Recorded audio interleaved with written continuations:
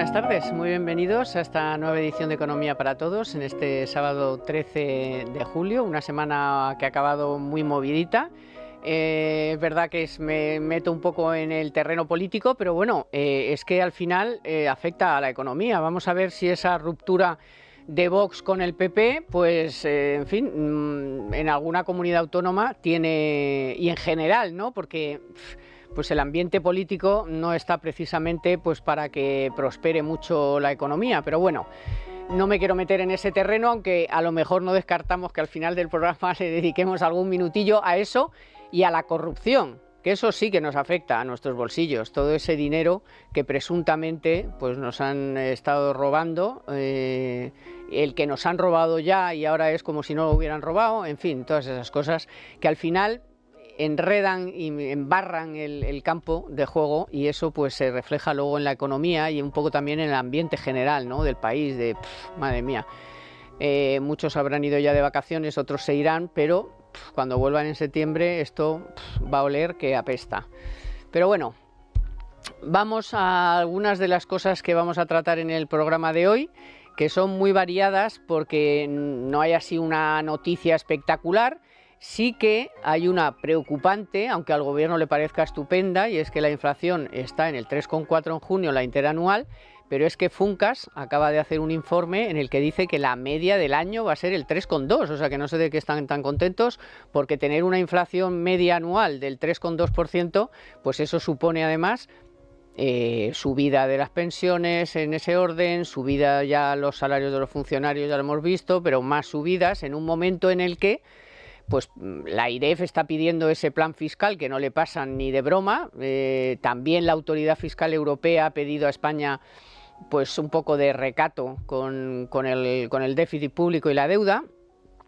A todo esto seguimos sin gobernador del Banco de España porque Sánchez se ha empeñado con Escrivá y bueno, pues se ha organizado un poco de revuelo porque el mundo financiero económico no está, parece, muy de acuerdo, y también hay voces en el propio Banco de España que, en fin, y por supuesto en la oposición, que dice, oye, si acabamos de firmar que no haya puertas giratorias y a la primera ya de cambio me metes una y bien gorda, porque meter ahí a Escrivá, después lo comentaremos, pues es como, yo qué sé, meter a un mono loco en un garaje. Vamos con todo eso y vamos con los inventos de Sumar. Ojo, que esta señora, como está como pollo sin cabeza, que no sabe qué hacer, no hace nada más que inventar. Y algunas de las cosas que inventa, el problema es que no les disgusta del todo a los socialistas. Le ponen alguna cosita, por ejemplo, el 21% a los pisos turísticos. Bueno, pero en zonas tensionadas ya empezaron tal matices, nada. Por cierto, lo de los becarios, muy importante. Van a restringir los becarios en verano, hacen las prácticas, pero señora, que tiene usted un 25 y pico % de paro juvenil. Bueno, no me voy a enredar más, que tenemos aquí a dos grandes expertos que me van a ayudar hoy, como siempre, de forma profesional y estupenda. Así que vamos ya, para que vamos a perder más el tiempo. Bueno, Javier Santa Cruz, Domingo Soriano, Javier Santa Cruz, ¿qué tal? ¿Qué tal? ¿Cómo Muy estamos? bien. Muy buenas. Bueno, un comentario del dato de inflación, porque bueno, pues salió ayer viernes el definitivo de junio, que es igual que el adelantado, que es un 3,4, que están muy contentos porque se modera un poco, porque parece que, bueno, pues la cesta de la compra, en vez de ser de un 20%, pues es de 2 décimas menos, ya ves tú, estupendo, la gente sigue muy apretada y ellos siguen recaudando y no dedicando, y por cierto, enchufando a la inflación, porque el otro día publicaba Libre Mercado un informe, me parece que era de Diego, no me acuerdo, que el 50% de la recaudación del IRPF es fruto de no haber deflactado la tarifa del IRPF, o sea, es fruto de la puñetera inflación, señores. Así que, bueno, un comentario breve, porque es que es un poco, más que nada, me interesa más casi la inflación media que prevé Funcas del 3,2 anual. O sea, pues no sé, esto no mejora. que supone inyectar aún más gasto en pensiones de manera estructural. Seguimos manteniendo la indexación de pensiones, a otras partidas también de los presupuestos públicos, que por cierto estamos a 13 de julio y no tenemos todavía ni techo de gasto, ni objetivos de estabilidad presupuestaria, y ni nos ha iniciado el trámite de los presupuestos generales del Estado para el año 2025. Entonces, con respecto a la inflación, dos cosas muy rápidas. La primera, importa mucho la media anual, el cierre que estima Funcas del 3,2. También hace una estimación muy interesante que es sobre el capítulo de alimentos elaborados, donde vamos probablemente a cerrar el año bastante cerca del 5%, porque la inflación alimentaria no termina de controlarse y de hecho pues aumenta aún más la presión sobre la cesta de la compra. Estaban muy contentos ayer después de la publicación del dato, con que el aceite de oliva estaba bajando. Sí. Y entonces dices, bueno, es que precisamente este dato es anterior a poner el IVA al 0%, y aunque lo hubieses puesto antes, la contribución a la bajada del precio hubiera sido mínima, porque la única cuestión es que hemos tenido una cosecha un poco mejor de la que se esperaba, está entrando en este momento en el mercado, ya los elaboradores han colocado más stock disponible y por tanto pues eso te hace que los precios bajen, pero no hay más. Pero que aún así lleva un 50 y pico % acumulado. O sea, y seguirá subiendo, o sea que... Es que esa es la clave, sobre todo en la parte de la cesta de la compra, el acumulado. Claro. Es decir, cuando decimos, bueno, en 2024, pues esa estimación de Funcas, 3,2, 3,4, y dices, bueno, pues no es tanto, y dices, un momento, vamos a ver el acumulado desde 2022, ya no solo la media de la inflación, sino, pues eso, si decías un 5% de alimentos este año, más las dos subidas de 2022 y 2023, pues vamos a estar... es que no, porque no fue el 5 en 2022 y 2023. Claro. El acumulado de alimentos de estos 3 años... Pues a ver, yo creo que de la media la cesta de la compra de alimentación va a estar 25-30, el acumulado de los 3 años. De algunos alimentos que además muy básicos va a estar más bien cerca del 50. Entonces, sí, azúcar, muchos de estos va a estar ahí cerca del 50. Entonces, claro, eso es un palo para las familias, sobre todo de menos ingresos, que dedican más parte de su porcentaje de gasto a ese tipo de bienes, pues muy importante. Y sobre el conjunto de la inflación, yo lo único que diría es que es evidente, se nota, además se les nota, esto es algo, casi lo percibes, que es que el gobierno está encantado con la inflación. Es así. Porque te está subiendo los ingresos tributarios. La semana pasada creo que era, o la anterior, veíamos un informe de la AIREF en el que desglosaba de dónde venía la subida de recaudación en los últimos 5 años, y lo que decía es que el 77% de la subida de recaudación en los últimos 5 años, 77, venía de la inflación y de la progresividad en frío. Esta idea de que te suben los tipos del IRPF en términos reales, porque claro, tu sueldo sube en términos nominales, no mueven los tramos y tú estás pagando un tipo marginal más elevado. Pues el 77% de la subida de la recaudación, solo el 8% se explicaba en el acumulado de estos años, años COVID podríamos decir, solo un 8% se explicaba por más crecimiento económico o más actividad. El 77% era inflación o progresividad.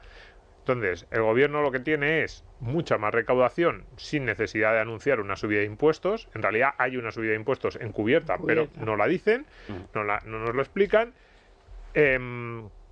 La deuda, menos presión sobre la deuda, porque además en términos absolutos de deuda pública sobre el PIB, pues te va bajando de nuevo, no porque estén haciendo ningún esfuerzo de ajuste, sino simplemente por la inflación. Y estos temas así que le preocupan a la gente de la calle, pues ponen así cara de mucha pena cuando les preguntan en el telediario o en la entrevista de turno, ay no, vamos a luchar porque bajen los precios, pero el gobierno está encantado con esta situación de la inflación desde hace 3 años.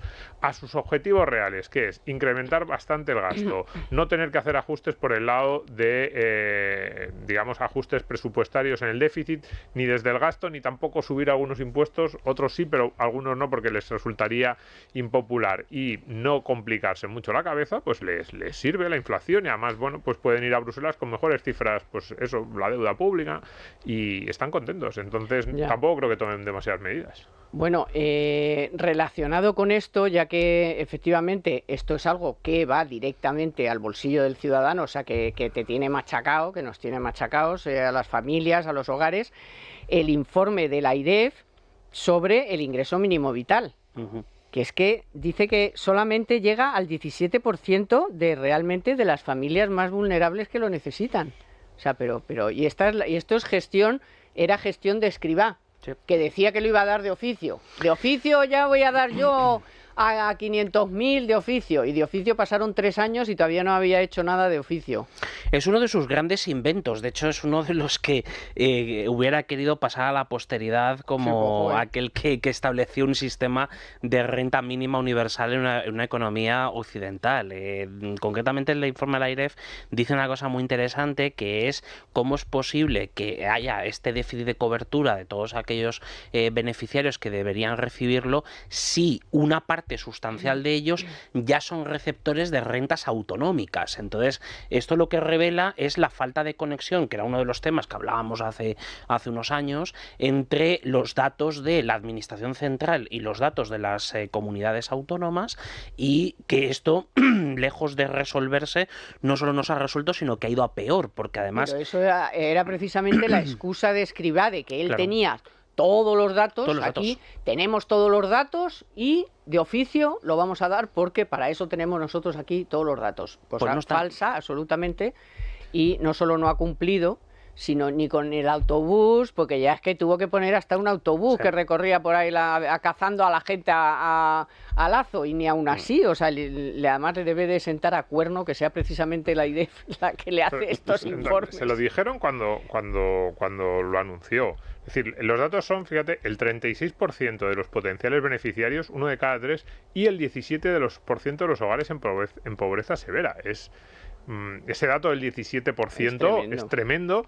Incluso el otro, porque de los potenciales beneficiarios, que solo 1 de cada 3, prácticamente 36%, un poquito más, lo reciba, que ya han pasado varios ejercicios, que a lo mejor el primer año puedes decir, bueno, hombre, pues se está implementando, se está desarrollando, como pero 5 lleva ya. Entonces, y ya no preguntemos, Domingo, ya no preguntemos digamos, el análisis de consecuencias y resultados de ese 36% que lo ha recibido, porque ojo quién estará dentro y con qué composición se estará haciendo. O sea, que han aflorado, de hecho, una cantidad muy importante, por ejemplo, con las rentas autonómicas, de fraudes en el cobro. Es decir, que es que ni siquiera podemos estar seguros de que ese 36% efectivamente sea que lo necesitaba de verdad. O sea, que lo que dice la encuesta de condiciones de vida es así, de quién está en pobreza severa, pobreza material severa, pero dentro de esa pobreza material severa es lo que se ha calculado que tiene. Entonces, ya ni siquiera ya ni pidamos, ¿no?, un informe de auditoría sobre eso. Suele pasar con este tipo de dádivas, ¿no?, que luego nadie sigue. Claro, nadie hace el seguimiento. Si realmente los niños que le dieron los 200 o los 400 euros culturales, el bono cultural, lo dedicaron a eso, o se lo trincó el padre para pagar la luz, no lo sabemos tampoco. O sea, no sabemos dónde está, pues dónde acaba el dinero. El 40% lo percibe desde su implantación en el año 2020. Es decir, a ese 40%, que es un porcentaje bastante alto, no estás consiguiendo que el ingreso mínimo vital sea lo que se suponía que iba a ser, que era como una especie de red de seguridad durante unos meses, trimestres, para que pudiese salir de esa situación. Pues prácticamente ya estamos cerca de la mitad. Lleva cobrándolo desde el 2020, contando con que además hay mucha gente que en 2020 no lo empezó a cobrar simplemente porque se fue, porque el desarrollo no ha sido muy bueno. Me gustaría saber qué porcentaje de los que lo están ahora recibiendo lo están recibiendo desde el momento en que empezaron a cobrarlo. Es decir, los que llegaron tarde, pues empezaron a cobrarlo a principios de 2021, mediados de 2021, pero ya desde ese momento ya no lo han dejado, porque que el 40% sea desde el momento inicial, uno piensa, pues a lo mejor estás en un 50, 60, 70% de los que lo están recibiendo ya lo ven como algo estructural y no está sirviendo para ese objetivo de que sea una salida, que sea una red de seguridad, que sea una especie de pararte, ¿no? No dejarte caer, pero con un motivo último, que es que tú tienes que utilizar eso para salir de la situación de necesidad. Pero tampoco es que igual nadie se ha preocupado de saber si a esa persona que se lo has dado realmente ya ha salido de la situación en la que ella no lo necesita. Exacto. Es que seguro que nadie lo ha hecho, o sea, pero bueno. Vamos con un consejo que va a interesar mucho a nuestros oyentes, sobre todo a los más emprendedores. Porque vamos a ver, ¿estás pensando en montar tu propia empresa? Sí, pues enhorabuena, porque es una gran decisión. Ahora, claro, seguro que tienes muchas dudas y para eso tienes que estar asesorado por verdaderos expertos. ¿Por qué? Porque no sabes bien qué tipo de sociedad realmente quieres, qué pasos tienes que seguir, qué documentación se necesita. Seguro que estas son preguntas claves que te estás haciendo. Bueno, pues no te preocupes, porque con Legalitas crear tu empresa nunca había sido tan fácil. Vas a contar con un acompañamiento durante todo el proceso, una gestión integral y todo con la mayor sencillez. Vas a tener un gestor personal que se va a ocupar de todos los temas, desde la elaboración de los estatutos de la sociedad hasta el alta de actividad, y todo de principio a fin. Así podrás empezar con tu negocio cuanto antes. Y además, ahora, por ser oyente de Es Radio, tienes un 10% de descuento. Infórmate en el 900-100-665, recuerda, 900-100-665, Legalitas, que nada te pasa. Si encuentro otro como tú en Tinder. Sabe que me gusta, David, sabe que me gusta. Bueno, déjate de Tinder, que está para otras cosas, porque la que nos quiere montar la señora de Sumar, si tuviera más poder, sería la pera limonera. Es un asunto que le gusta mucho a Domingo y que ya hemos tratado varias veces en este programa, porque depende de la pareja que se junte, hay división de opiniones. Y es el asunto de los pisos turísticos. Bueno, ahora, para meter más presión al asunto, la señora de Sumar, Yolanda Díaz, le quiere poner un 21% a los pisos turísticos. Dices, hombre, el PSOE habrá dicho, qué barbaridad. No, dice, bueno, eso ya lo veremos en zonas tensionadas, o sea que no se aparta del tema y dice, Dios mío, la que vamos a montar. Y luego me ha chocado muchísimo, o no tanto, siendo mala, la patronal del turismo, nada menos que la patronal del turismo, esté de acuerdo con limitar el turismo. O sea, que seguro que es por los pisos turísticos, porque hay que decir que a lo mejor ahí el sector hotelero, que por cierto, el sector hotelero, cuidado, porque no sé si es en Barcelona tiene un 5% de pisos turísticos.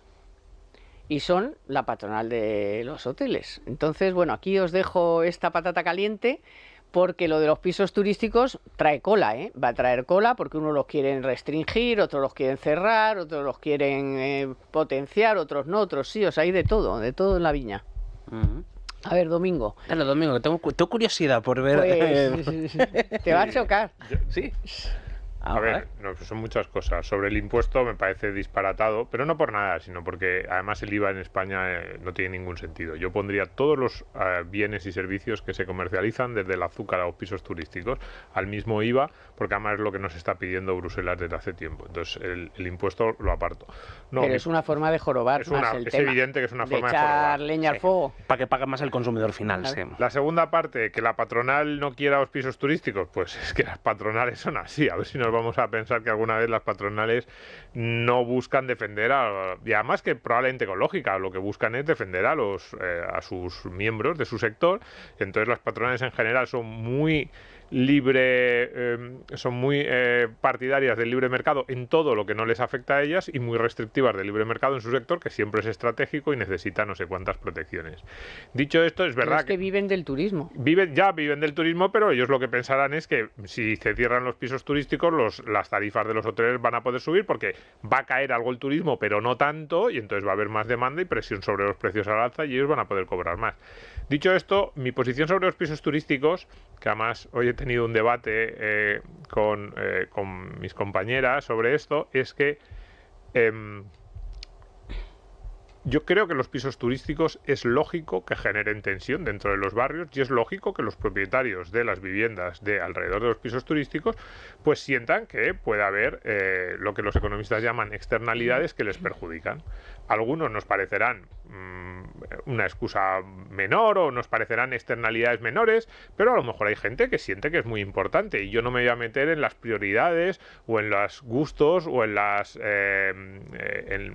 los calificativos que cada uno ponga a esas externalidades. Hay gente que dice, no, es que a mí que estén todo el día moviéndose por las escaleras en mi casa no me gusta. Yo digo, pues me parece un poco tontería. Ya, pero a mí no me gusta nada. Igual que hay otras veces que en las reuniones de comunidad se quieren poner normas absurdas, desde sobre el uso de la piscina, sobre si puedes cerrar o no la terraza. Eso también es intervenir tu casa. Tú dices, voy a cerrar la terraza y voy a ampliar 10 metros el salón. Le voy a ganar mucho espacio a la habitación, y encima mi casa va a valer más, porque si tú integras la terraza en el salón, tu casa pasa a valer a lo mejor 30 o 40 mil euros más. Y de repente llega la comunidad de vecinos y dices, prohibido, no puedes cerrar la terraza. pues lo vemos lógico. Las comunidades de vecinos no solo eso, sino que también ponen restricciones sobre si se puede poner un negocio dentro de la comunidad, una oficina o una tienda, por ejemplo. Está prohibido. Tú vives en el tercero A y no permitirías que te pusieran una tienda en el tercero B.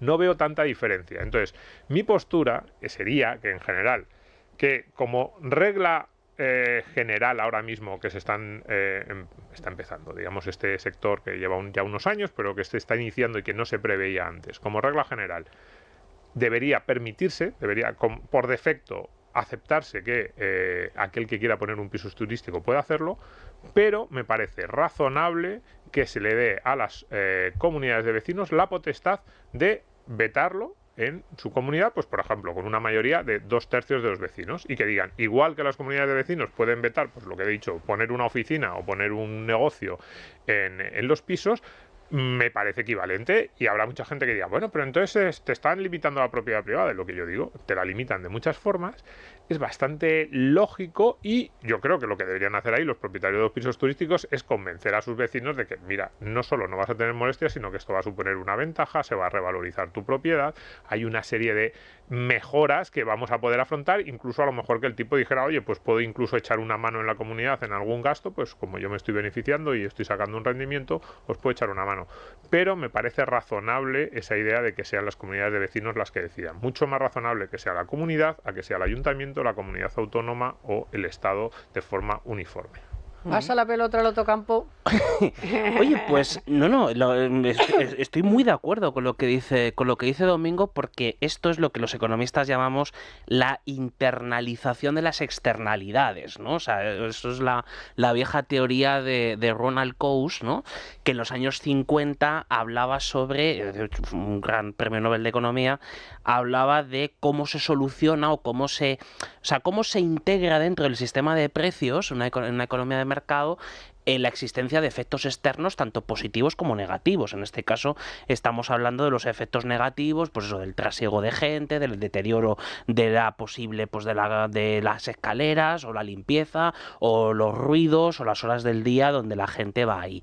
Entonces, tiene todo el sentido que esto se solucione por la vía de la negociación. Es decir, la vía de la negociación tiene que ser la primera, además, que la propia ley priorice que exista una negociación. De hecho, yo iría incluso más allá, más que la capacidad de veto de la comunidad de vecinos, a que hay un arbitraje, porque en realidad lo que hay es un conflicto de dos derechos, del derecho de la propiedad y de poder hacer uso de ella y rentabilizarla por parte del empresario o del autónomo que se dedique a los pisos turísticos, y por otro lado los bienes y derechos que tienen los otros vecinos para, oye, pues disfrutar de que duerman y que no tengan problemas de ruidos porque monten fiestas y zonas comunes y demás, ¿no? Porque hay en muchos casos un conflicto, ¿no?, de derechos, y al final eso, la mejor forma de resolverlo es mediante el acuerdo, y llegado a un extremo en el que ese acuerdo no se pueda producir por sus propios medios, llevarlo a un arbitraje. Para eso deberían estar los comités de arbitraje que tenemos repartidos por todas las comunidades autónomas, y tenemos de todo. O sea, tenemos cortes arbitrales, tenemos multitud de formas o de fórmulas para poder resolver esto. Vale, pero una cosa,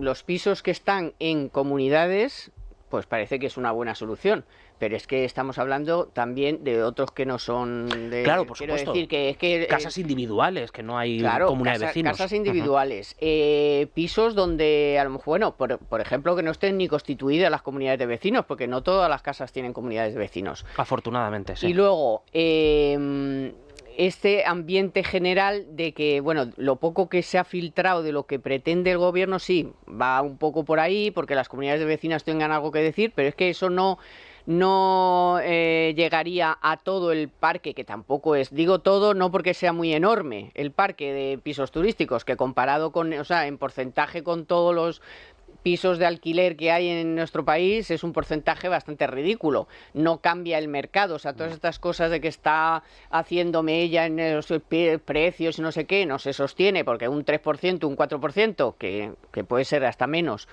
de todo el parque de alquiler, no creo que mueva los precios. Pero bueno, hay polémica y son polémicos. Entonces, bueno, hay muchos que no están sujetos a esto que comentáis. Entonces, aquí te puedes exponer, por ejemplo, una empresa que tenga pues todo un edificio y moleste de todas maneras al gobierno que haya esos pisos turísticos. Claro, pero es que ahí son muchas cosas.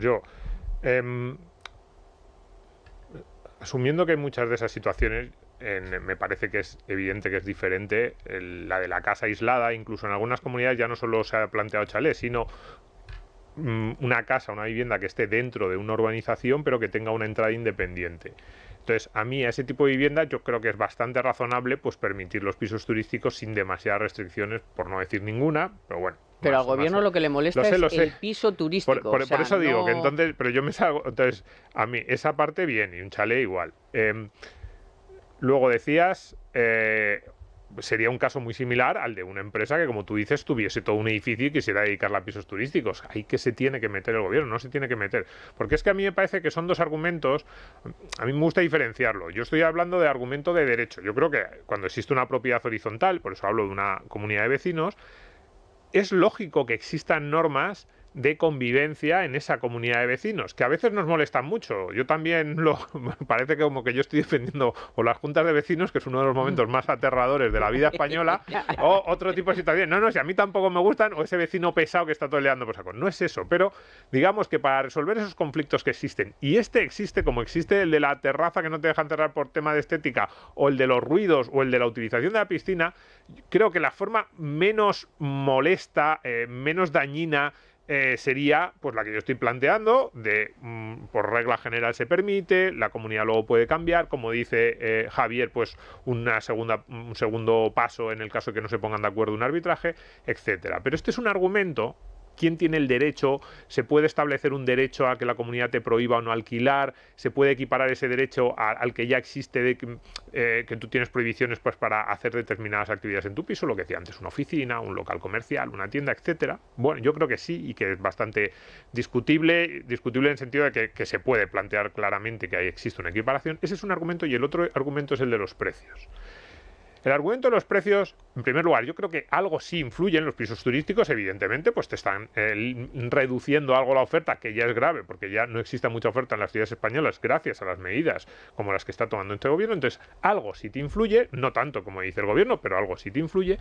Pero es que eso ya me parece un argumento que es como de segundo o tercer orden, son consecuencias de segundo orden en la que no podemos entrar, porque eso es como si yo cojo y digo, oye, es que yo vivo en Madrid, aquí los precios son más altos y yo estoy harto de ver que a mí en Madrid, cuando bajo a la carnicería, me cobran un 25% más que cuando voy a Asturias y compro la misma pieza de carne, un 25% menos en Asturias. ¿Por qué? ¿Qué culpa tengo yo de que en Madrid los sueldos sean más altos o haya más actividad económica? A mí que me pongan una medida para que el precio del filete en Madrid sea el mismo que en Asturias. Y diríamos, ¿cómo? Pues vives en Madrid, tienes algunas ventajas, es verdad, consecuencias de segundo orden del hecho de que es una ciudad más rica, con más renta per cápita, más actividad económica. Pues esto de los precios es lo mismo. Es decir, tú no puedes prohibir una actividad porque haya alguien que se esté lucrando, que esté teniendo un beneficio. Ese es el argumento que yo digo. No. ¿Qué tiene que ver eso con que la comunidad de vecinos decidan si, pues eso, en el caso de una externalidad, cómo la vamos a gestionar o no? Con que uno se esté beneficiando o eso tenga una cierta influencia, que a saber cuál es, que además hay mucha discusión sobre cómo podemos medir esa influencia en términos de precios, hasta qué nivel de influencia en los precios, por qué no me puedo quejar yo por el hecho de que cada vez haya más gente viniendo a Madrid que antes no vivían en Madrid porque sienten que aquí hay más oportunidades económicas y eso tensiona al alza todos los precios, los de los pisos de alquiler y los de la compra del supermercado. Entonces, por eso a mí me gusta mucho diferenciar. Claro, el gobierno solo utiliza estos argumentos, porque el gobierno no está hablando de propiedad privada, de derechos, de cómo solucionamos conflictos entre particulares, ¿no? El gobierno lo que está hablando es de quiero intervenir todavía más la economía, quiero proteger a determinados sectores y colectivos que ahora mismo se ven perjudicados o ellos sienten que se ven perjudicados.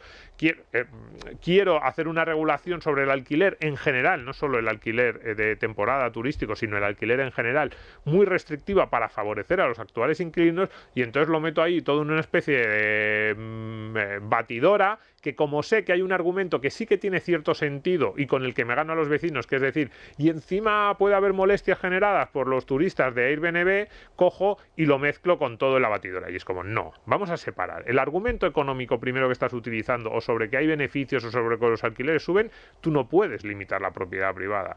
Con base a esos argumentos, porque entonces sería inacabable, aparte de que es injusto y no tiene ningún sentido. Claro. El argumento otro sobre conflicto de derechos entre propietarios, yo creo que sí que es mucho más sensato y que sobre todo podríamos discutir mucho más hasta qué nivel o cómo se puede regular para tratar de que esos conflictos sean los mínimos y que haya modos de resolverlos. Claro, es que al final aquí, cuando hablamos de precios, ya estamos introduciendo una segunda dimensión, ¿no? Que es lo que dice Domingo, de un segundo nivel de análisis, que es el cruce de la oferta y la demanda. Es decir, si tienes un problema de oferta ante una demanda creciente, que es la que llevamos observando en los últimos años y que tenemos ahí a la vuelta de la esquina, el objetivo de los 100 millones de turistas extranjeros y situarnos bastante cerca de Francia, vas a tener un incremento siempre de la demanda, que además hemos tenido la circunstancia muy positiva para la economía española de que es una demanda desestacionalizada, porque el turismo se ha conseguido desestacionalizar durante el año, y además que gastan más por persona y por día. Entonces, ¿qué sucede? Que eso es un incremento también de la capacidad de compra que tiene esa demanda y por tanto que los precios sigan subiendo. Entonces, en el caso de un poco llevando a lo que tú decías, Carmen, de qué pasa cuando estos pisos o alquileres turísticos no están ni en estructuras de propiedad horizontal, sino que están en otras partes. Ahí lo que hay es un conflicto de nuevo en el caso entre las licencias para las nuevas construcciones, por ejemplo, de hoteles, que es una de las cosas que en los últimos años se ha consolidado. Nadie dice absolutamente nada, especialmente en ciertas zonas, como es el caso de Cataluña, pero también en las zonas de costa, y entonces te tienes que ir hacia parque de vivienda residencial para poder coger y para poder atender a esa demanda. Entonces, ¿qué ocurre? Que aquí es donde entra en juego el gravísimo problema de oferta que tenemos en España, no solo para la vivienda residencial, sino también para la vivienda turística. Entonces, que a la patronal, o sea, la patronal turística, donde una parte sustancial del gremio, que casi se sigue llamando de la misma manera hotelero, es el que domina en el discurso, efectivamente le viene bien que haya una regulación y que sea restrictiva sobre la vivienda turística, porque calienta los precios. Al final es un efecto de burbuja en los precios de los hoteles. Pero su principal preocupación, y en su cuenta de resultados, no es que el precio de la habitación sea más cara y continuamente más cara a lo largo de los años, no, es que eso se asocia a un fenómeno de incremento de las camas hoteleras. Y entonces te falla la segunda parte de la ecuación. El primer miembro de la ecuación lo tienes, que es el incremento de los precios, pero te falla el segundo, porque sobre el segundo es sobre el que ha pesado, además en los últimos, me atrevería a decir, 15-20 años, todas las sospechas, las sombras, desde la burbuja inmobiliaria hasta la fecha, donde ya mezclas la cuestión del medio ambiente, donde mezclas el crecimiento que no tenga fin de algunas ciudades, y luego incluso dentro de núcleos urbanos que no pueden crecer más, el problema de rehabilitar vivienda que a lo mejor estaba en desuso o de oficinas y tal, que la concesión de los cambios de usos se pueden llevar trámites burocráticos de más de 1 o 2 años. Entonces, comercios incluso en el que caso se convierten en pisos. Por ejemplo, o sea,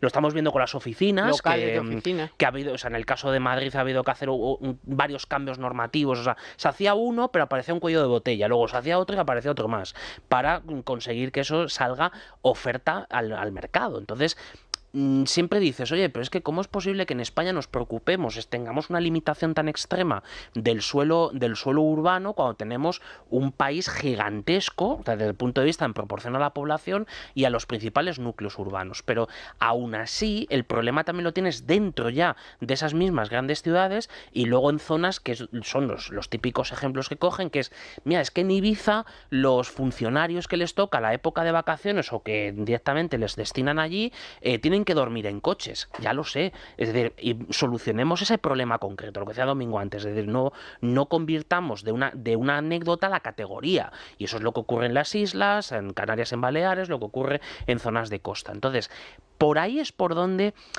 también las propias patronales no han tenido tampoco la visión correcta de ir, tanto la parte turística como también la parte de construcción y de vivienda. Es decir, estos siempre hablaban de los precios. Pero... Yo no tengo claro las patronales ahí. A ver, el problema en España es claramente de oferta. Si uno sale a Madrid, a 10 kilómetros de Madrid hay un descampado, pero un descampado que no tiene ningún valor, que no además. tiene nada, ningún valor. Y dices, ¿cómo puede ser tan cerca de una ciudad tan grande con problemas de vivienda? Esto esté sin construir. Pero es de oferta en todo. Es decir, lo que debería haber en España ahora mismo, en eso dices, no hay tensión en los precios, en los hoteles. ¿Por qué no se están haciendo más hoteles? Cuidado, las patronales de los hoteles ahí muchas veces juegan a un doble juego, porque el que ya tiene el hotel prefiere que no se construya otro, porque está mejor sin competencia. Entonces ahí... Salvo que sea él. Claro, salvo que sea él. Entonces, su cadena, es que su cadena. ¿Cómo puede ser que no se esté incentivando, por ejemplo, incluso si dices, no, pues los pisos molestan? Pues incentiva que edificios enteros del centro de Madrid se pongan como alquiler turístico. Tampoco se está haciendo eso para incrementar la oferta. ¿Cómo puede ser que no se esté incentivando el cambio de uso tanto de locales de oficina como de locales comerciales, que en Madrid serían decenas de miles los que se podrían, digo Madrid, es lo que yo conozco, en marcha, y digo decenas de miles dentro de la M30. O sea, en el centro de Madrid hay millones de metros cuadrados, sí, y decenas de miles de casas que se podrían poner en funcionamiento, simplemente agilizando rehabilitación, porque hay muchas casas que si tú facilitaras la reforma y la rehabilitación, exacto, cambio de oficinas y cambio de locales comerciales. Entonces, y luego ya el descampado, el eterno descampado que hay a las afueras de Madrid. Entonces, que todo eso no se esté poniendo en marcha y estemos aquí discutiendo sobre qué afecta a los precios del alquiler, hombre, es que es una broma. Ya. Bueno, después vamos a tratar lo de la jornada reducida con el mismo salario, porque ahí están las negociaciones, que van y que vienen y van. Pero antes, seguro que alguna vez te has quedado como en bucle, o sea, como en bucle, que algo se te mete en la cabeza y venga, no paras de pensar en ello. Por ejemplo, con ese vestido de alegres colores que tú sabes que te va a sentar fenomenal, pues no imagines tanto, sácatelo de la cabeza y mételo en la bolsa, en el Corte Inglés, por supuesto, donde ya han comenzado las segundas rebajas. Y ahora pues ese vestido y toda la moda de marcas que te fascinan tienen un 20% de descuento. Marcas de moda mujer, también un 20% adicional en una selección de bolsos. Además, el Corte Inglés tiene ahora un 20% de descuento adicional en marcas de infantil. Todo con las múltiples ventajas de comprar en el Corte Inglés. Como el servicio de entrega en el día e incluso en menos de 2 horas o a la hora que tú elijas. Y algo que siempre es interesante, la posibilidad de hacer las compras en el Corte Inglés como nos resulte más cómodo en sus centros comerciales, a través de su web y en su app. Así que descárgatela si aún no lo has hecho. Hasta el 24 de julio, segundas rebajas en el Corte Inglés, donde siempre encuentras lo que buscas. Bueno, seguimos otra semana más a cuenta de la reducción de la jornada, mientras pues conocemos datos de absentismo, datos de productividad. Ahora dicen que los becarios, que esto de las prácticas del verano que la van a restringir, no entiendo nada. Hay datos nuevos de, por ejemplo, los gestores han dado un dato que es un poquito escalofriante, y es que el coste de todo esto puede ser de 15.300 millones, aparte de los días gratis de vacaciones, que resulta que dijo 12 la COE y el de la UGT dijo no, que son más de 12. Bueno, no sé cómo veis esas negociaciones, si creéis que antes del verano van a llegar a buen puerto, lo más breve que podáis, que nos queda todavía algún temita. Bueno, yo no tengo ni idea de si van a llegar a un buen puerto, no me puedo meter en la cabeza de los sindicatos y la patronal, pero eso es todo completamente disparatado. Pero pueden estar empeñados aunque la patronal no quiera, ¿no? Sí, lo van a sacar incluso si la patronal no quiere. A ver, yo creo que es completamente disparatada, pero es toda la normativa laboral española, porque el problema de todo esto, el elefante en la habitación del que no se quiere hablar, es que todo esto se quiere hacer compatible o se hace que coexista con la práctica prohibición del despido que hay en España. No es que esté prohibido, pero tiene unos costes tan disparatados que hace muy complicado para las empresas afrontarlo. Entonces, claro, si tú pones toda esta serie de normas que podemos pensar que favorecen, si queremos verlo así, al trabajador, sobre todo al trabajador cara dura, al trabajador que no quiere hacer las cosas bien, al trabajador que el empresario siente que es más un coste, un peso, que alguien que esté ayudando a mejorar las cosas en la empresa. Y tú, además de eso, blindas a ese trabajador con unas normas de despido completamente disparatadas como las que hay en España y con unos costes, lo que tienes es, lógico, hundimiento de la productividad, sensación de que pueden dispararse las pérdidas, sensación incluso dentro de las propias empresas de que al final el que lo hace bien, el que tiene razón, el que se acaba llevando el gato al agua es el cara dura, esa sensación. ¿Cuántas empresas conocéis vosotros en los que los buenos trabajadores acaban desesperados porque sienten que el que es un cara dura, el que está cogiéndose bajas que no se merece, el que dice, pero si todos sabemos que no le pasa nada y que lo único que está haciendo es trampeando el sistema, no le pasa nada? Esa sensación perpetua en España de que el mercado laboral protege al cara dura, desincentiva el movimiento, desincentiva la productividad, desincentiva que queramos mejorar cada día nuestro trabajo, desincentiva que el empresario esté pensando a quién puedo contratar y también a quién puedo despedir, a quién puedo contratar que me aporte más, a quién puedo despedir porque hace tiempo que no lo hace, qué puedo hacer para mejorar mi negocio, para dar más valor al cliente. Está completamente fuera de la ecuación y esto es simplemente como una especie de muesca más. Javier. Es que ese coste de 15.300 millones, creo que decían nuestros amigos los gestores, es contando con que se les paga el salario mínimo, es decir, que hacen un supuesto de cuál es el coste mínimo que tendría una reducción de jornada generalizada para toda la economía española.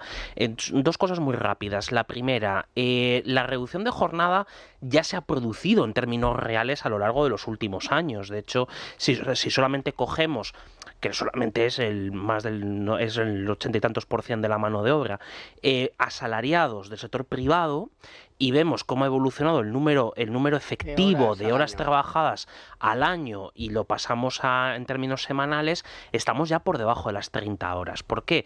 Porque hay mucho y se ha incrementado de una forma extraordinaria las bajas, el absentismo y un número indeterminado de horas, porque en la encuesta de población activa no está calculado, y vamos a ver ahora en los próximos días cuando salga la EPA del segundo trimestre, le daremos otra vuelta, la cantidad de horas que se pierden simplemente porque o no hay trabajo efectivo, o bien por los cierres de empresas, los cambios de contratos, es decir, por toda la rotación en la que hemos convertido de manera permanente el mercado laboral.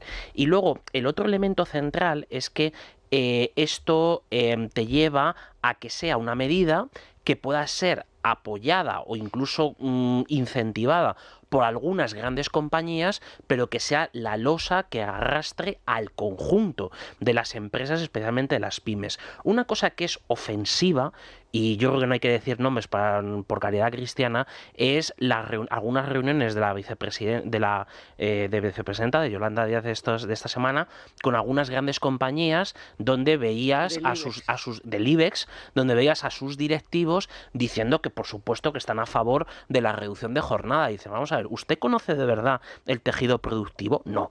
Por tanto, absténgase, cállese, pero lo que más me preocupa es que esta gente es la que influye en las negociaciones por la parte patronal. Pero además en esas empresas sus horarios no tienen nada que ver, o sea, ya tienen esa jornada menos. Y en la mayoría de ellas habrá mucha gente que teletrabaja y que eso no se contabiliza y tal.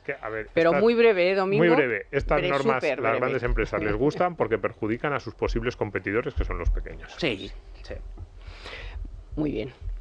Te lo agradezco, porque vamos a hablar ahora se habéis portado muy bien, porque es un asunto de gran preocupación el que vamos a tratar ahora, y eso es para los jóvenes, pero también para los padres, que es el acceso a un trabajo. Porque aunque las ofertas educativas se dan adaptando a la realidad cambiante del mercado laboral, la verdad es que esta preocupación no disminuye en España. A finales de 2023, la tasa de desempleo juvenil se situaba en el 28,36% y estamos liderando mes tras mes, año tras año, la tasa de paro de los países de la Unión Europea. Así que tenemos clarísima la necesidad de apoyar a los jóvenes para encontrar trabajo, y más en un mercado complejo como el que tenemos en nuestro país. Y esto es precisamente lo que persigue Banco Santander, que es muy consciente de este problema. La entidad, desde hace ya más de 27 años, apostó por la educación, la empleabilidad y el emprendimiento a través de Santander Open Academy, que es la plataforma que ayuda a las personas a mejorar su empleabilidad, ofreciendo becas y formación gratuita en competencias profesionales para todas las edades. A partir de este verano, más de 1.300 estudiantes de distintas universidades españolas van a poder acceder a los programas de becas respaldados por el banco, gracias a los acuerdos que mantiene con las instituciones académicas para realizar prácticas profesionales. En total, más de 1,8 millones de euros de apoyo, que servirán para la remuneración de prácticas curriculares o extracurriculares. En fin, una maravilla, con becas que pueden consultar en la web de Santander Open Academy. Pues esta semana es otro palo a España, porque la justicia belga ha embargado 32 millones de euros por los impagos de las renovables. En este caso, la Corte de Apelación de Bruselas autoriza la medida cautelar sobre los pagos que Eurocontrol realiza a Enaire por las tasas de ruta para afianzar el pago del laudo del caso Infrared. Vamos a ver, los incumplimientos reiterados del Gobierno pues han tenido que intervenir en los pagos de Eurocontrol, que son básicamente ingresos de España por concepto de tráfico aéreo.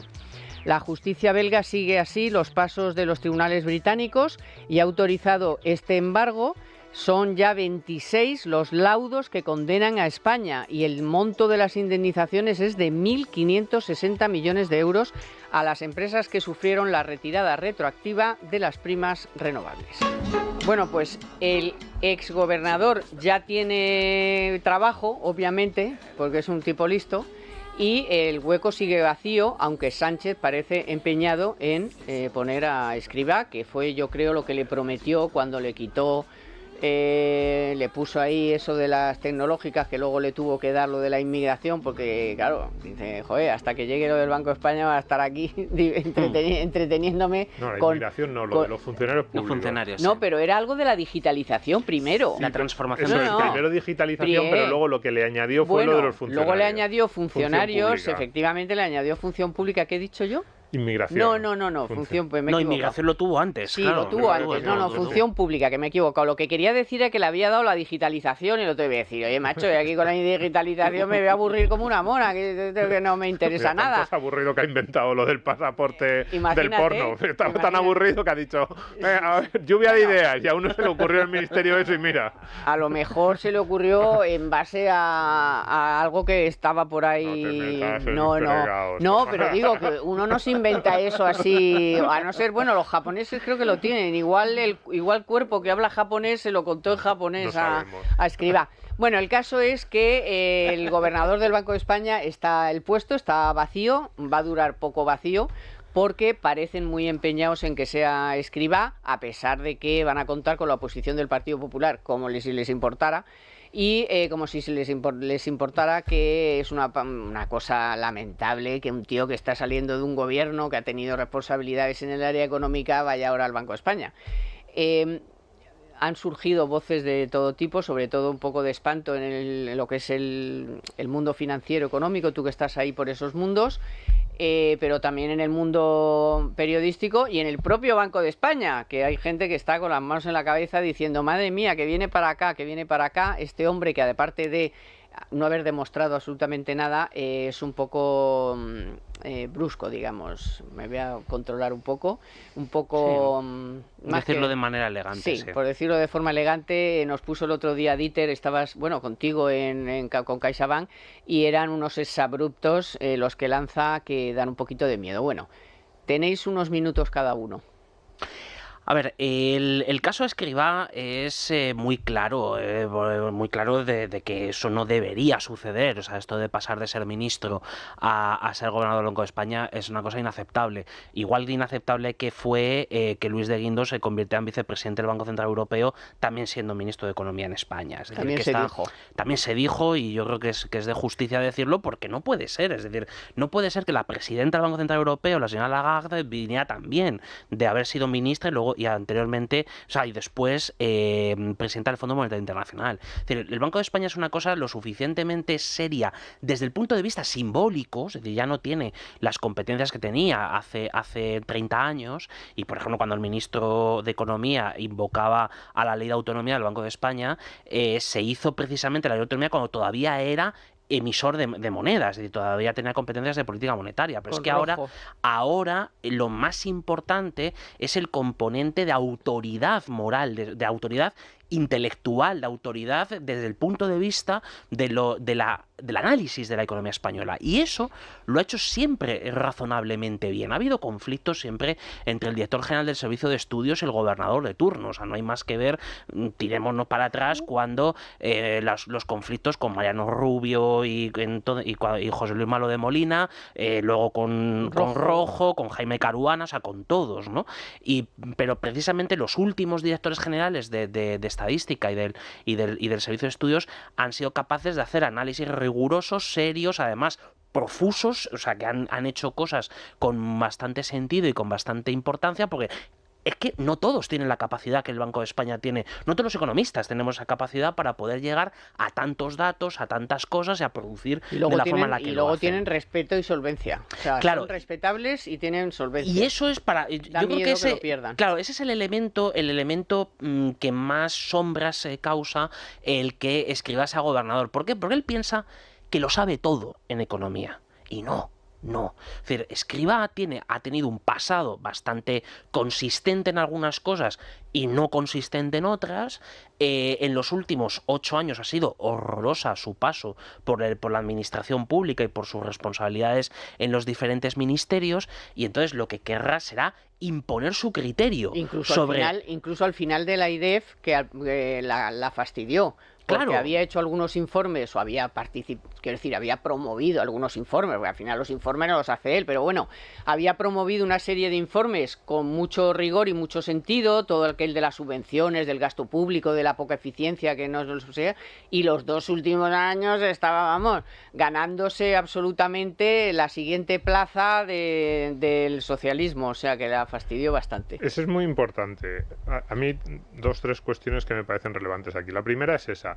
Escrivá en el último año y medio con la IREF, se empezaron a publicar informes que llamaban la atención, en los que la IREF era el organismo con mucha diferencia más optimista en todas las proyecciones de gasto futuro del conjunto del Estado y sobre todo lo que tenía que ver con las pensiones. Muy optimista en cuanto al equilibrio del sistema, muy optimista en cuanto a cuestiones incluso demográficas, de tasas de natalidad, llegada de inmigración cualificada, y llamaba la atención durante, antes de que Escrivá entrara como ministro, decíamos, oye, ¿por qué la IREF está publicando? Bueno, a lo mejor es que tienen otros datos, están haciendo otro análisis, pues oye, pues se puede ser más optimista sobre el futuro.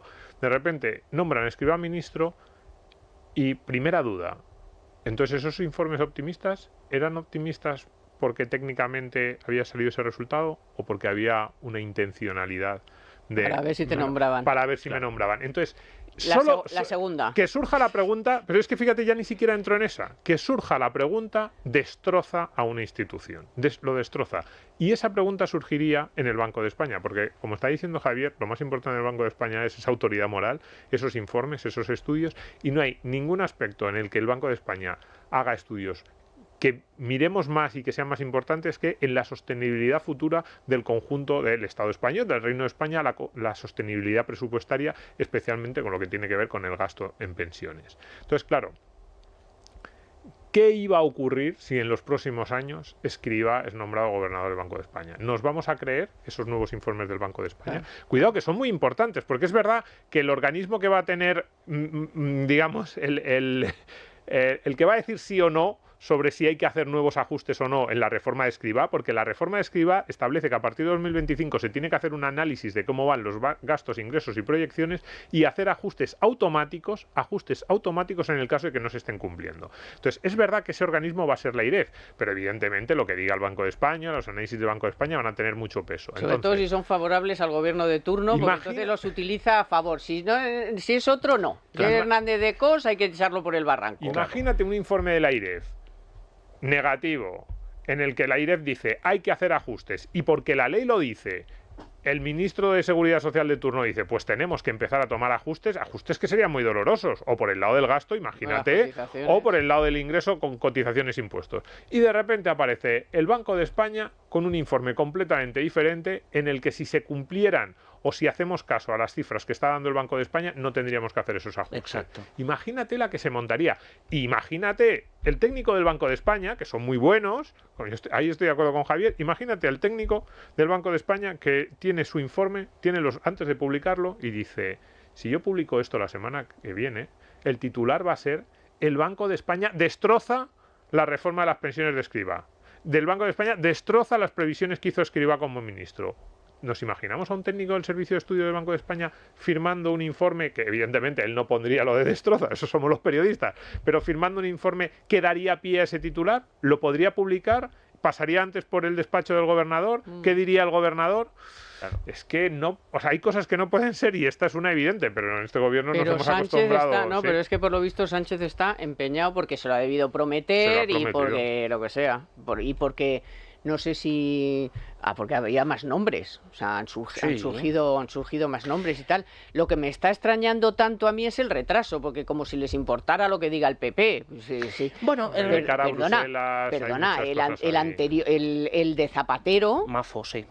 Los dos, tanto el gobernador como el subgobernador, los nombró sin que hubiera consentimiento de nadie. Se rompió la regla no escrita. La regla de oro de que cuando gobiernas nombras al gobernador, pero no al subgobernador. O sea, y es un poco todo de consenso. Claro, porque además el subgobernador tiene algunas competencias que son relevantes. Por ejemplo, en materia de supervisión, en los comités de supervisión, también está en el fondo de la reestructuración bancaria. Es decir, que en el fondo el Banco de España es una cosa donde tenerla de la mano es muy importante, porque sabe que su principal oposición, ahora que el ministro de Economía dice, bueno, es que a mí no me preguntan en el Congreso porque las cosas van bien y no saben qué preguntar. No, porque ustedes es irrelevante.